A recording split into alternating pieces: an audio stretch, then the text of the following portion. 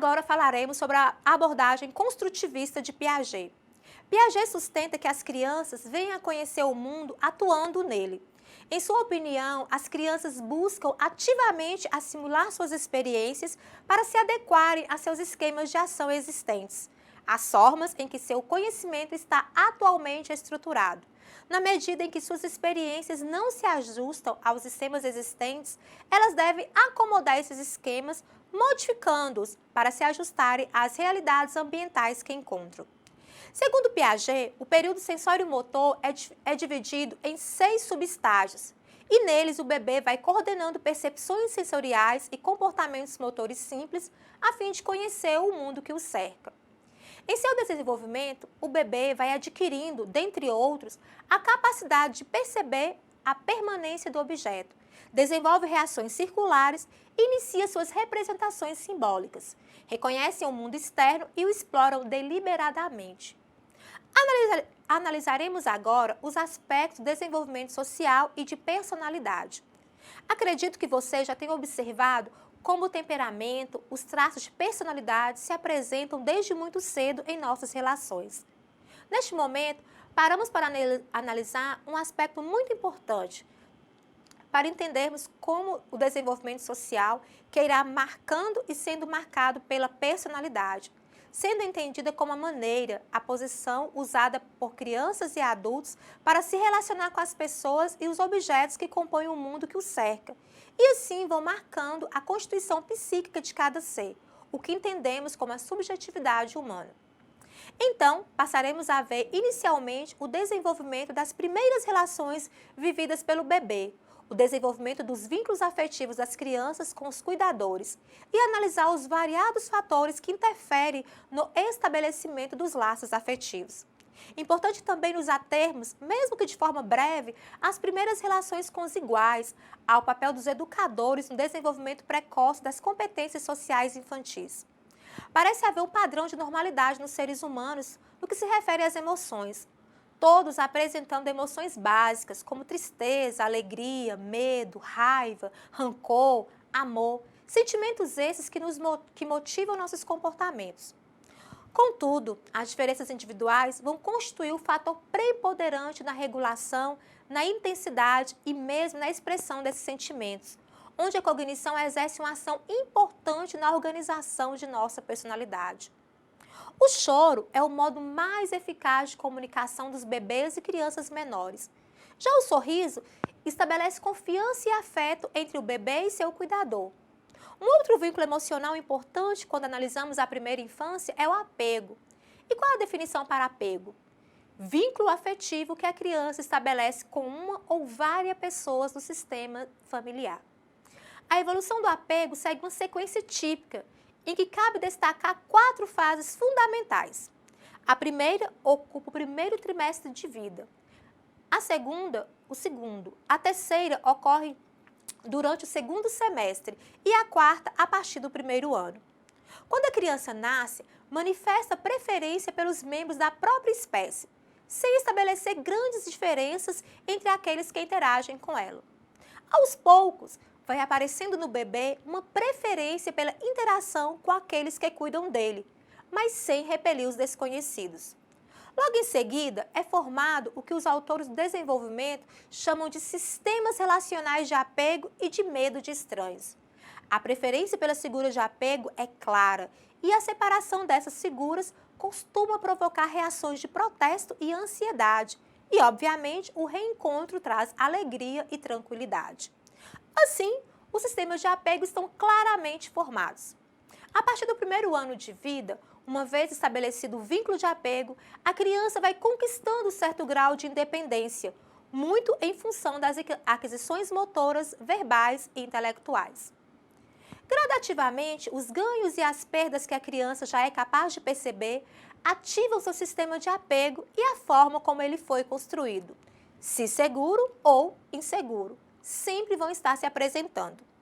Aqui estamos falando da separação, mesmo que temporária, dos pais ou da figura de apego, seja pelo trabalho ou pela intimidade que desejam durante a noite, por exemplo. Existem situações mais conflituosas, como hospitalização, ingresso na escola infantil, entre outras.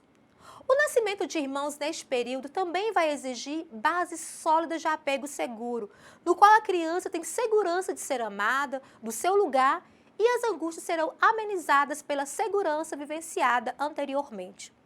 Os relacionamentos da criança com seus pares tornam-se cada vez mais importantes para o seu desenvolvimento e mais intensos à medida que a criança mantém esses laços. Assim como o conceito de inteligência, o conceito de personalidade objetiva descreve diferenças individuais que serão duradouras no comportamento. Desta forma, o fato de sermos extrovertidos ou tímidos, independentes ou dependentes, confiáveis ou inseguros, de nos atirarmos a coisas novas ou segurarmos, todos esses aspectos e muitos outros são vistos como elementos da personalidade. Como pode ser definida a personalidade nos adultos? Bi, 2003, antes de apresentar a personalidade da criança, define a personalidade nos adultos. Segundo a autora, não tem sido tarefa simples para os teóricos do desenvolvimento chegar a um consenso, mas nas últimas décadas do século XX, os pesquisadores concordaram que a personalidade adulta pode ser definida como um conjunto de variações em 5 dimensões principais, em geral, definida como 5 grandes traços, como descritos abaixo. Primeiro, nós temos a extroversão, extensão em que a pessoa se envolve ativamente no mundo ou evita experiências sociais intensas. O sujeito é ativo, assertivo, entusiástico, expansivo e comunicativo. A agradabilidade, extensão em que a natureza interpessoal da pessoa é caracterizada por cordialidade e compaixão ou antagonismo. O sujeito é afetuoso, magnânimo, generoso, bondoso e simpático. Conscienciosidade, extensão e força do controle dos impulsos, capazes de adiar as gratificações em função de metas mais distantes. O sujeito é eficiente, organizado, planejado, confiável, responsável e meticuloso. Neuroticismo, instabilidade emocional, extensão em que a pessoa experiencia o mundo como ameaçador ou perturbador. O sujeito é ansioso, sente pena de si mesmo, mesmo tenso, estável e preocupado. Abertura intelecto, reflete a profundidade, a complexidade e a qualidade da vida mental experiencial. Assim definida a personalidade dos adultos, falaremos agora sobre a personalidade nas crianças. A maior parte das pesquisas sobre as diferenças individuais no estilo e nas relações estabelecidas pelo bebê e crianças pequenas se apresenta em termos de temperamento, não de personalidade. Será possível interligar temperamento e personalidade? A que resposta vocês chegaram? Até mesmo os profissionais da psicologia costumam confundir temperamento com personalidade. Merrill e John Batty definem temperamento como diferenças individuais constitucionais na realidade e na autorregulação da emoção, dos aspectos e da atenção. Esses autores veem essas qualidades como o substrato emocional da personalidade. O temperamento seria então uma matriz da qual se desenvolve posteriormente a personalidade da criança e do adulto. Então, a partir desse enfoque, temperamento seria o padrão básico, o que apresentamos depois como personalidade na infância ou na idade adulta, refletiria o padrão básico afetado pelas experiências de vida. A seguir, veremos as 5 dimensões chaves do temperamento, a saber, nível de atividade. A criança é mais inquieta, tendendo a movimentar-se frequentemente e vigorosamente. Pode ser precursor da extroversão em idades posteriores. Emocionalidade de aproximação positiva. Tendência em aproximar-se espontaneamente de pessoas ou objetos novos. Apresenta, assim, sociabilidade e tendência à extroversão. Inibição e ansiedade. Tendência a responder com medo ou retraimento às pessoas, situações ou objetos novos. Pode ser entendido como precursor da timidez. Emocionalidade negativa, irritabilidade, raiva. Apresenta baixo limiar frustração, tendendo a responder com raiva, irritabilidade. Tendência ao que é chamado de neuroticismo. Esforço, controle e persistência na tarefa. Capacidade de manter-se concentrado, esforçando-se até atingir o objetivo proposto. Agora discorreremos sobre o desenvolvimento físico-motor na segunda infância. A criança de 3 anos é uma aventureira resoluta, sentindo-se muito à vontade no mundo e ansiosa para explorar suas possibilidades, bem como desenvolver as possibilidades de seu próprio corpo. Uma criança dessa idade passou pela época mais perigosa da vida, os 3 primeiros anos da infância. Inicia então uma fase mais saudável e menos ameaçadora. O ambiente está se ampliando. Dos 3 aos 6 anos, as crianças crescem mais lentamente do que antes, porém ainda no ritmo bem acelerado, e os progressos na coordenação motora e no desenvolvimento muscular possibilitam fazer muitas coisas. Nos aspectos cognitivos temos desenvolvimento cognitivo pré-operatório, idade 2 a 6, 7 anos.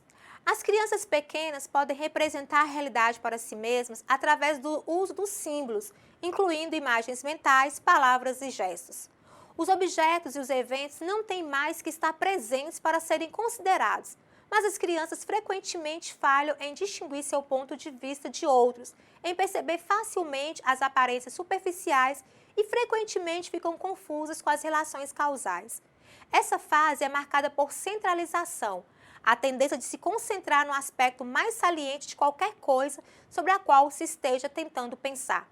Uma manifestação importante disso é o egocentrismo, ou considerar o mundo inteiramente em termos do próprio ponto de vista. Em relação ao desenvolvimento social e de personalidade, Bi ressalta que os relacionamentos da criança com seus pares tornam-se cada vez mais importantes para o desenvolvimento social depois dos 2 anos de idade. Por muito tempo, os teóricos da psicologia centravam sua atenção somente no relacionamento da criança com os pais. Aos 3 ou 4 anos, a criança parece preferir brincar com os companheiros a brincar sozinha. E seu brincar compartilhado é muito mais cooperativo e coordenado. A partir de agora, falaremos sobre a terceira infância nos aspectos do desenvolvimento físico-motor, cognitivo, social e da personalidade. As características marcantes nessa fase, nos aspectos físicos e motores, são: a criança dos 6 aos 12 anos irá adquirir maior tamanho, rapidez e coordenação, mesmo não sendo tão acelerado quanto na segunda infância. As habilidades motoras também não apresentam nenhum salto quantitativo nem qualitativo, aperfeiçoando-se de modo menos intenso. Mesmo assim, embora as mudanças não sejam tão evidentes quando se compara uma criança de 6 anos a uma de 12 anos, é perceptível a evolução que ocorre neste período. Uma curiosidade deste período é que os meninos são levemente maiores que as meninas no início desse período, sendo compensado pelo surto de crescimento que atinge as meninas na adolescência antes que os meninos. O desenvolvimento motor permite às crianças possibilidades maiores de atuação, como a participação em brincadeiras e jogos de regras. A diferença nas habilidades motoras entre meninos e meninas vai se apresentar na adolescência, quando os meninos se mostram mais fortes. E qual será o papel dos hormônios no desenvolvimento físico? Bi, 2003, marca a importância dos hormônios em algumas mudanças físicas ocorridas nesta fase. Apesar das mudanças serem mais perceptíveis na adolescência, elas se iniciam por volta dos 8, 9 anos. Os efeitos se apresentam no estirão de crescimento em altura e aumento de gordura nas meninas e massa muscular nos meninos. O desenvolvimento cognitivo pode ser assim representado. O estágio operatório concreto, 6 aos 12 anos. Quando entram na segunda infância, as crianças tornam-se capazes de operações mentais, ações internalizadas que se ajustam a um sistema lógico. O pensamento operatório permite às crianças combinar mentalmente, separar, ordenar e transformar objetos e ações. Essas operações são consideradas concretas, porque são realizadas na presença dos objetos e eventos que estão sendo considerados. Neste estágio, as crianças envolvem-se em monólogos coletivos em vez de diálogos em companhia de outras pessoas. As crianças têm dificuldade de levar em conta o conhecimento do ouvinte para se comunicar eficientemente. As crianças não conseguem considerar tanto a altura quanto a largura dos recipientes para comparar seus volumes. As crianças confundem classes com subclasses. Elas não conseguem confiavelmente dizer se há mais contas de madeira ou mais contas marrons em um conjunto composto apenas de contas de madeira. Acerca do desenvolvimento social e de personalidade, de acordo com Cole, entre os 6 e 12 anos, as crianças continuam avançando na construção do conhecimento do próprio eu e, paralelamente, também são produzidas importantes mudanças na valoração que fazem de si mesmas. É possível observar nas descrições que as crianças fazem delas mesmas um processo continuado de mudanças, que, em termos gerais, estão voltadas na direção de uma complexidade crescente.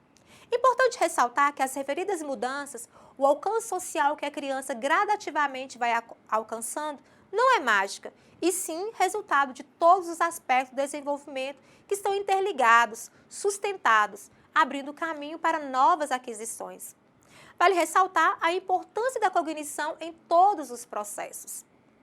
Agora falaremos sobre os processos socioculturais no desenvolvimento. Citando Fontana e Cruz, a criança não nasce em um mundo natural, e sim no mundo humano, iniciando sua existência em meio a objetos e fenômenos criados pelas gerações que a antecederam, apropriando-se deles à medida que se relaciona socialmente e participa das atividades e práticas culturais. Então podemos afirmar que o homem aprende a ser homem, não sendo essa condição natural, e sim construída a partir de suas interações. Vamos analisar como se dá o desenvolvimento do juízo moral na criança. Vocês querem saber qual era o método utilizado por Piaget para conhecer o pensamento moral das crianças? Piaget lhes contava uma história sobre dois meninos. Certa vez, Augusto percebeu que o tinteiro de seu pai estava vazio e decidiu enchê-lo para ajudar o pai. Mas, ao abrir o frasco, acabou derramando uma grande quantidade de tinta sobre a toalha da mesa. O outro menino, Juliano, brincou com o tinteiro e fez uma pequena mancha na toalha. Piaget então perguntava: qual dos garotos é mais travesso e por quê? As crianças com menos de 7 anos, de um modo geral, consideravam Augusto mais levado por ter causado maior estrago, correspondendo ao primeiro estágio, aproximadamente dos 2 aos 7 anos, que é o estágio pré-operacional. E as características dessa fase: obediência à autoridade, maior rigidez sobre os conceitos morais. As crianças com idade superior a 7 anos reconheceram que Augusto tinha boa intenção e fez o estrago acidentalmente, enquanto Júlio provocou o estrago menor fazendo uma coisa que não deveria estar fazendo. Esse pensamento corresponde ao segundo estágio, 7 ou 8 anos aos 10, 11 anos, a fase das operações concretas. E quais são as características dessa fase? Maior flexibilidade, maior autonomia, com base no respeito mútuo, cooperação. Descartaram a ideia de que há um único e absoluto padrão de certo e errado, chegam a julgamentos morais mais sutis. Segundo Piaget, citado por Coutinho e Moreira, a moral evolui e ele apresenta essa evolução a partir de 4 estágios. O primeiro deles, estágios pré-moral.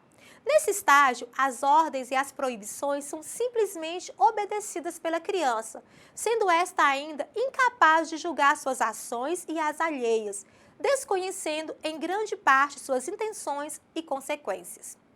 O segundo é o estágio da moralidade heterônoma. Nesta fase, a criança vive o que Piaget denominou de realismo moral, que é a tendência da criança de considerar os deveres e valores como existentes em si mesmos e externos à sua vontade, sendo as normas entendidas ao pé da letra. O próximo estágio é o estágio da moralidade semi-autônoma. A criança começa a deixar de obedecer rigidamente às ordens, proibições e regras impostas pelos adultos e passa a observá-las a partir de situações específicas, mas ainda lida com as normas e as ordens como imposições de fora e não como resultado de uma elaboração. E o próximo estágio seria o estágio da moralidade autônoma. A verdade, em contraposição à mentira, se torna um critério para o respeito e a simpatia mútuas, sendo a moral uma necessidade decorrente da relação com o outro. As características mais marcantes desses estágios são as seguintes: os deveres, as regras e prescrições somente serão percebidos e avaliados como necessários e significativos em cada situação em particular. O cumprimento do dever é relativizado, ganhando prioridade sua interpretação subjetiva. A responsabilidade pelos atos é julgada pela intenção e não pelas suas consequências objetivas. Outro item importante diz respeito ao julgamento moral e à afetividade. Segundo Piaget, citado por Coutinho e Moreira, o desenvolvimento da afetividade, caracterizado pelas simpatias, antipatias, sentimento de respeito, entre outras, se dá em consonância com a formação da moral, seguindo as mesmas fases do desenvolvimento da cognição. Assim, a fase da inteligência sensório-motora corresponde à formação de sentimentos elementares, que, em princípio, se referem à própria atividade e, pouco a pouco, à união da atividade a certos objetos. A partir do segundo ano de vida, com o aparecimento das funções de representação, jogo, imitação e linguagem, as relações afetivas com o mundo exterior vão se refinando, tendo efeitos na personalidade que está em formação na criança. Aparece nessa época o sentimento de simpatia e antipatia por pessoas, situações e objetos, dependendo das relações que se estabelecem entre eles e a satisfação das necessidades da criança. É nesta fase que a criança sente grande admiração por pais e professores, atribuindo a eles características valorosas e seguindo as normas e regras impostas por eles. Por volta dos 7, 8 anos, se apresenta uma transformação importante no desenvolvimento do afeto. O interesse pelos jogos sociais, pelos trabalhos em comunidade, pelas regras do jogo idealizado e seguido coletivamente, cresce sensivelmente e desencadeia o sentimento de justiça e responsabilidade na criança. Então, encerramos aqui nossas reflexões em relação ao desenvolvimento na criança da primeira, segunda e terceira infâncias. Espero que os conhecimentos aqui construídos possam lançar luz à sua prática. Finalizando nossa aula de hoje, gostaria que vocês respondessem a seguinte questão. Daqui a 10 minutos volto com a resposta. Dentre tantos temas estudados em nossa aula, gostaria que vocês individualmente respondam a seguinte questão. Quais são as características marcantes do estágio operatório concreto? Vamos à resposta. Esse período se caracteriza pelo aparecimento da capacidade da criança de interiorizar as ações, ou seja, ela começa a realizar operações mentalmente e não mais apenas através de ações físicas típicas da inteligência sensório-motor. Se lhe perguntarem, por exemplo, qual é a vareta maior entre várias, ela será capaz de responder acertadamente comparando-as mediante a ação mental, ou seja, sem precisar medi-las usando a ação física. Acredito que todos vocês responderam assertivamente. Parabéns! E assim chegamos ao final de nossa aula. Bons estudos a todos!